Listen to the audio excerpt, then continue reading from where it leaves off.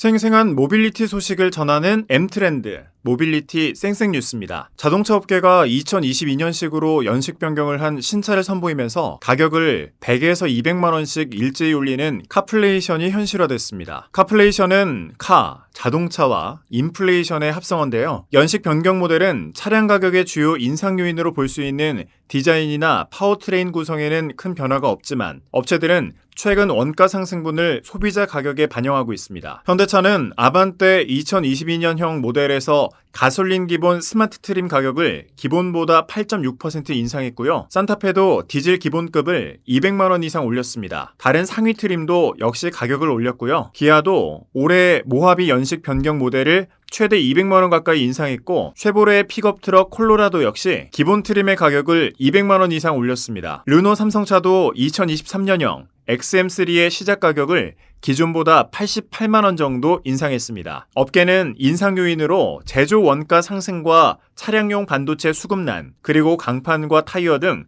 각종 부품 가격이 오른 점을 꼽았습니다. 다음 소식입니다. 노스볼트라는 배터리 기업, 아마 이 회사를 처음 들어본 분들 많으실 텐데요. 테슬라 출신의 임원이 설립한 스웨덴 배터리 제조기업입니다. 세계적인 배터리 기업 LG 에너지 솔루션이나 SK온보다는 기업 규모가 작지만 회사를 설립하고 6년 만에 올린 성과가 주목을 받고 있습니다. 최근에 이 노스볼트가 유럽 완성차 업체로부터 수주한 금액이 60조 원에 달하는 걸로 나타났기 때문인데요. 구체적으로 폭스바겐 그룹, 볼보 자동차, BMW 등에서 지금까지 우리 돈으로 총 61조 5천억 원 이상의 배터리를 수주했습니다. 물론 중국의 CATL이라든지 우리의 LG 에너지 솔루션 등에 비하면 한참 부족하긴 한데 6년밖에 안 된 기업이라는 점과 첫 배터리를 생산한 지 3개월이 채 안 됐다는 점을 보면 매우 주목할 만한 성과인 것이죠. 노스볼트는 스웨덴 스톡홀름에 본사를 두고 있는데요. 스웨덴, 독일에 새로운 공장을 짓기 위한 부지를 알아보는 등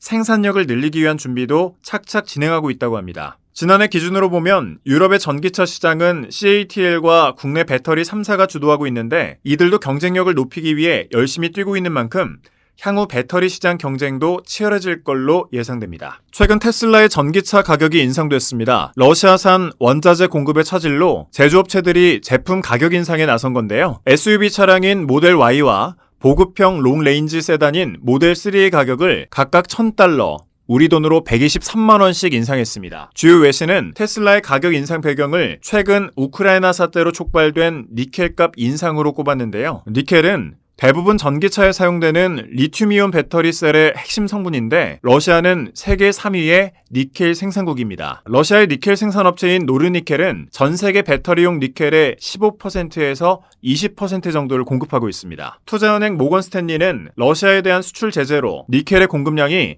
상당 기간 동안 부족할 거라며 니켈값 급등으로 인한 전기차 원가는 한 대당 $1,000 내외로 오를 것이라고 전망했습니다. 또 로이터 통신은 니켈값 급등으로 인한 전기차 생산 원가의 증가로 완성차 업체들의 전기차 시장 진출과 정부 업계의 전기차 대중화 계획에 차질이 생길 것이라고 전망했습니다. 제20대 대통령의 윤석열 국민의힘 후보가 당선되면서 전기차 보급과 자율주행차 개발에 탄력이 붙을지 주목됩니다. 윤석열 당선인은 앞으로 5년 동안 전기차 충전 요금을 동결하겠다고 공약했는데요. 또 주유소나 LPG 충전소에 전기차, 수소 전지차 충전 설비를 구축할 수 있도록 관련 규제를 손보겠다고 밝혔습니다. 전기차 충전용 전기요금 할인은 일몰 시점이 정해진 특례로 폐지가 예정돼 있었다고는 해도 전력의 공급가가 낮다면 얼마든지 일몰 시점은 연장될 수 있는 제도입니다. 그런데 문재인 정부에서 발전 단가가 낮은 원자력과 석탄 화력의 발전 비중을 낮추고 발전 단가가 높은 천연가스, 태양광, 풍력 등의 신재생 에너지 발전 비중을 높이면서 한국전력이 이 특례를 유지할 여력이 줄면서 폐지 수순을 밟고 있는 겁니다.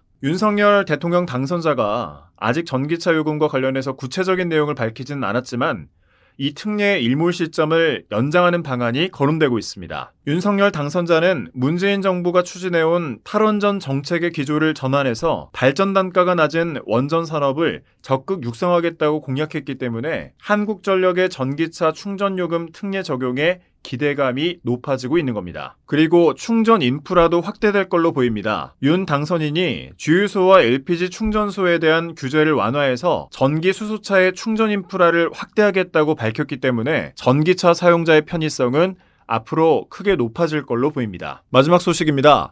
현대차가 지난 1일 가동을 중단한 러시아 상트페테르부르크 공장의 재가동 시점을 특정하지 못하고 있는 걸로 전해졌습니다. 미국, 유럽연합 등의 러시아에 대한 고강도 경제제재 조치로 현지 부품 수급난에 봉착했기 때문으로 보이는데요. 업계 등 소식통에 따르면 애초 현대차는 3월 9일부터 공장을 재가동할 계획이었는데 현재로서는 재가동 시점을 정할 수 없는 상황인 걸로 보입니다. 완성차 업계에서는 현대차 그룹 입장에서 우크라이나 사태가 진정되는 것 말고는 뚜렷하게 다른 방법이 없다는 목소리가 높습니다. 최근에 보면 글로벌 완성차 업체도 러시아에서 속속 발을 빼는 모습인데요. 미국 포드는 러시아의 합작회사 운영을 중단하기로 결정했고 미국의 GM, 스웨덴 볼보는 러시아에 대한 차량 수출 중단 결정을 내렸습니다. 폴크스바겐도 러시아 공장을 멈췄고 또 앞으로 수출도 중단한다고 밝혔고요. 일본의 닛산도 조만간 러시아 공장 가동을 중단하겠다는 내용을 전했습니다. 현대차 그룹은 다른 글로벌 자동차 업체와는 달리 러시아에서 시장 점유율이 높은데요. 현대 기아차의 러시아 내수 시장 점유율은